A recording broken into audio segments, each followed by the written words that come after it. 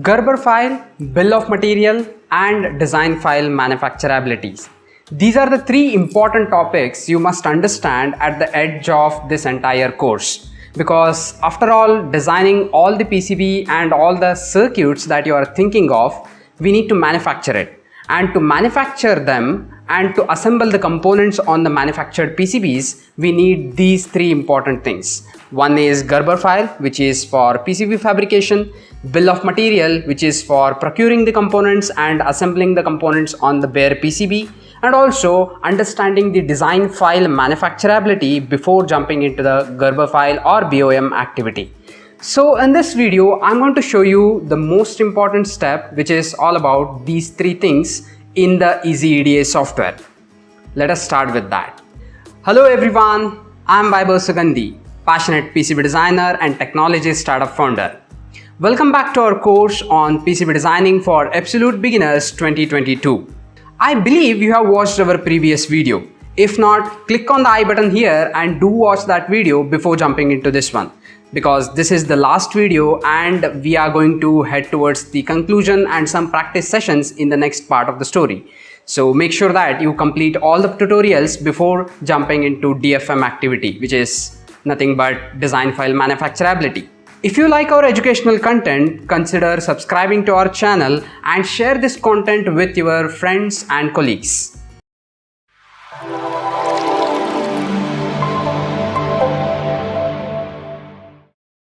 Alright, now I'm in front of a screen and I'm demonstrating one of our projects that we have completed in our previous tutorial.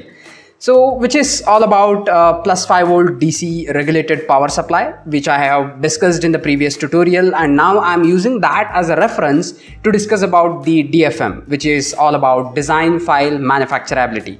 It is nothing but whether this PCB can be manufactured or not. So we are going to understand whether this particular PCB can be manufactured in industry or not based on our understanding. Of course, for this activity, you must take a suggestion or maybe the sheet of specification from the fabrication house. Say for example, we are a fabricator in Karnataka, located in Gujarat and located in Bangalore. Our manufacturing vendors are located over there. So if you ask me whether this file can be manufactured or not, we will be verifying the file in these protocols. So those protocols are explained in this video, which might help you to understand before even asking your vendor to manufacture that particular PCB.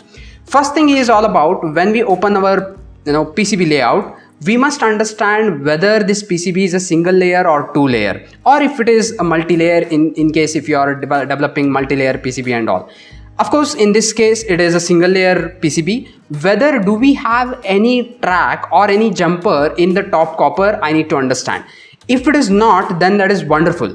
If it is having any track on the top copper as a jumper which connects the one point to another point by manual connection and all, then you must understand you have to mention about the manufacturing in the specification sheet as a NPTH, which is all about non-plated through hole. If you mention it as a plated through hole or non-plated through hole, based on that the copper fabrication will be taken care. If you have a two-layer PCB, then it must be plated through hole. That will connect the top copper with the bottom copper layer by using a vias. The concept of vias are discussed in the basic terminologies of PCB designing in this tutorial. So those vias are implemented by using a plated through hole technology. Coming back to the point, we do not have any two-layer copper here. So we have only bottom copper, hence it is NPTH. That is the first point to verify. And the second point is drill holes. Whatever the drill pads you are seeing here, you can see that there are mounting holes and there are some drill holes for the components. Of course, we are using a through hole technology components. Hence, we will be having a drill hole for each and every component. If you are using a SMD component, of course, we will be not having any drill hole. They are mounted on the surface. But right now we are using a THT component, which is through hole technology. Hence, we will be having a through hole everywhere. So what is the drill hole of each and every legs of the component? Whether it is suitable for the manufacturing house. Say for example, if you are using any component which requires 0.2 mm drill hole, whether our fabrication house has a capability to drill 0.2 mm PTH or non-PTH hole. That is the first question. You must understand this one. That's why I told you, whenever you are giving an order to the fabrication house for the first time, you must understand what is their capability.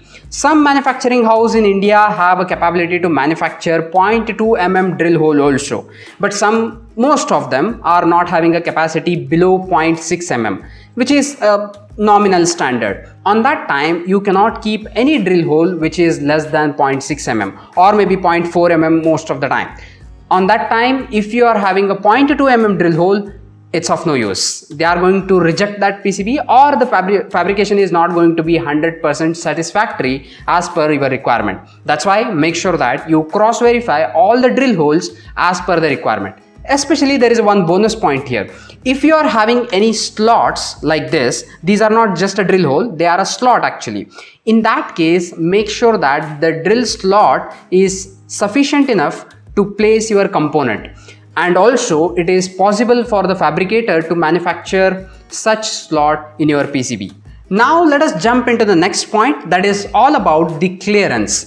Clearance in the sense, whatever the track we are drawing here, from this track to another copper, or maybe the copper body, or maybe copper pore that we have created for the ground connection, or maybe another track actually. Say for example, there is a one track here and one more track here. What is the distance between that? What is the clearance between these two tracks matters a lot.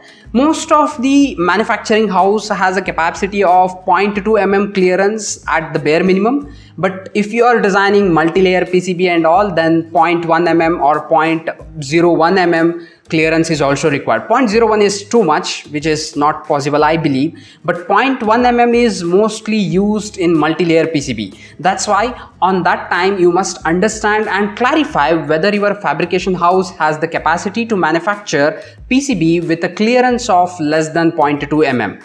But in general cases, if you are a beginner, when you are developing a PCB for the first time and you are playing with a single layer and two layer PCB designing, I believe 0.2 mm is the most possible way. Below that, I have never seen anybody using any clearance below that. But of course, there is a possibility. There are some QFN ICs or BGA ICs which are having a clearance between one pad to another pad which is less than 0.2 mm. On that time, you just need to get clarified with your fabrication house whether they can manufacture it or not before sending them a Gerber file. Or even after sending a Gerber file, you just cross verify before placing the order.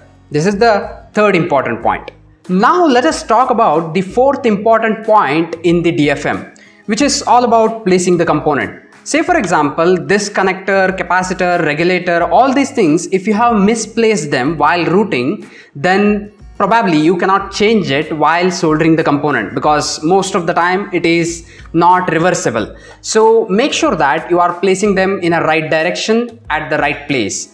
What is the meaning of right direction and right place? First of all, say for example, this particular connector has to be placed in this direction. If you are placing it in a reverse way, then after soldering, you cannot put the external wire by unscrewing and screwing that particular terminal. Then it's of no use, right? You cannot take the wire from inside the PCB. It should be inserted from the external side of the PCB, which has to be taken care. And one more important point is, when you are placing this resistor or capacitor and other component, make sure that the body of this capacitor should not hit or should not touch the body of this rocker jack or maybe any other component. So the clearance between one component to another component is also essential, as it is essential for the track width and track clearance. So these are the most important parameters you must verify before ordering your PCB to the fabrication house. These are the basic DFM activity. Of course, there are so many other DFM protocols or maybe the tips and trips which you have to verify before ordering the PCB. I'm not going to jump into detail of that because for beginners it is not necessary. As time goes and as you practice designing more and more PCB, you probably understand it very well. Now, after all this validation, which is all about DFM, it is time for exporting your PCB as a Gerber file and then BOM, which is essential for assembly of this PCB. First of all, when we open this particular PCB layout, you can go to the file and you can click on the generate PCB fabrication file, which is all about the Gerber file. The moment when you click on that, the pop-up window will appear to you. This pop-up window is all about DRC error, design rule check. We discussed about this term in the basic terminal, it's about PCB designing. Of course, you have watched it and I hope you understood the concept there. But now I'll just brief you once again. DRC is all about design rule check, which is going to check what is the clearance between one track to another track and what is the track width, what is the minimum track width that you have set as a configuration and whether that is meeting in the design or not. All those parameters which are need to be cross-verified are taken care in this particular DRC validation.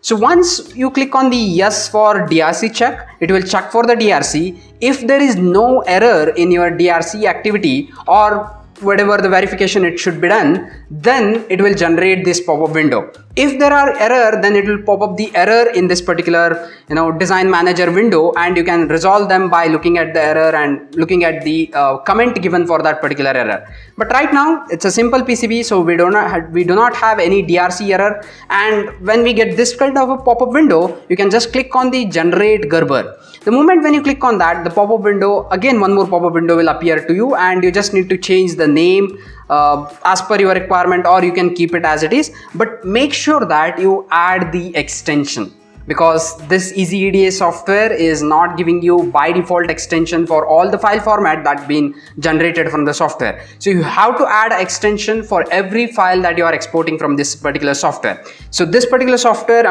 this particular Gerber file is always compressed in the GIF format. So make sure that you add a .zip as an extension, a small zip, not necessary need to be capital.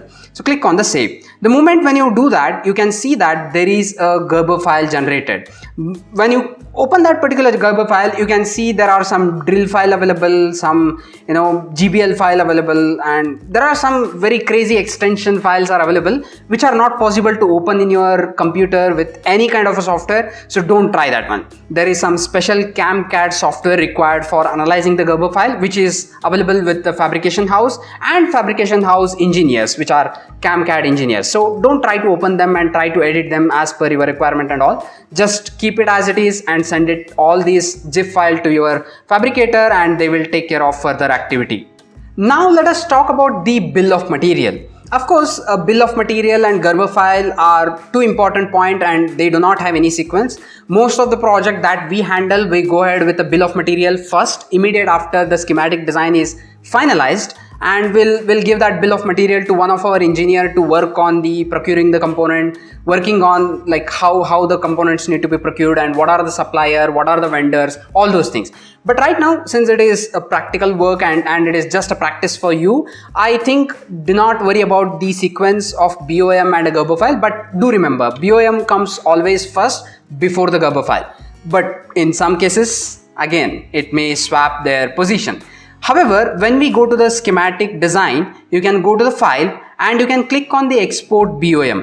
The moment when you click on the export BOM, you can see that a neat BOM is displayed in front of you. Again, this is a free version software and open source software, so it doesn't give you all the detail that you are expecting, and again it is based on the type of material and the type of vendor you are dealing with.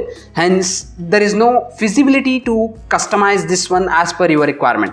However, you can export this BOM with the selected components or selected the parameters that you are wanted to export. So we are going to uncheck the price point and we are going to click on the export part. Again, here also you need to add an extension as .csv. Not a capital letter, a small letter is sufficient. So the moment when you click on the .csv, you can see that very straightforward one CSV file is generated here, and if you open that CSV file, you can see that the ID is given to them and the name of the component is given here, what are the designator is given, and what kind of a footprint we need to use is given. Along with that, the quantity of each component per PCB is given to you. Of course, do remember this is for per PCB. How many PCBs you are going for prototype is again your choice, and you have to multiply that value with this particular value. So the most important point here is the designator, because these are the indicator where to place that component and what is the position of that particular component. So make sure that you are following all these informations in your final BOM. I usually go with one of our feasible template which includes very detailed information, which I'm not going to dive deep into this particular video because it is not necessary. So just remember this particular process where you just need to go to the file and click on the generate BOM, and you will be generating this kind of a BOM in front of you.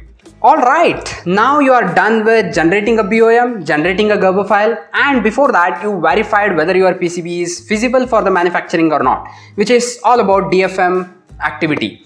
Now I believe that you understood how to verify your PCB before jumping into the fabrication activity, even though it is a manual etching as well as.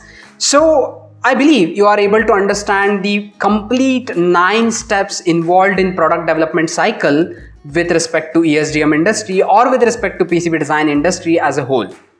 Wonderful. After all these detailed tutorials, I believe that you learned something new in this entire course.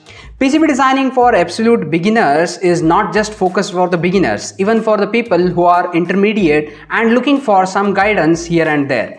Of course, it is limited to EasyEDA tool, but the concepts that you are learning here are fundamental for any EDA tool that you are going to use. I believe that you learned something and you enjoyed the entire tutorials. For such more informative content, consider subscribing to our channel Linked Frequency. Tune yourself to make a difference.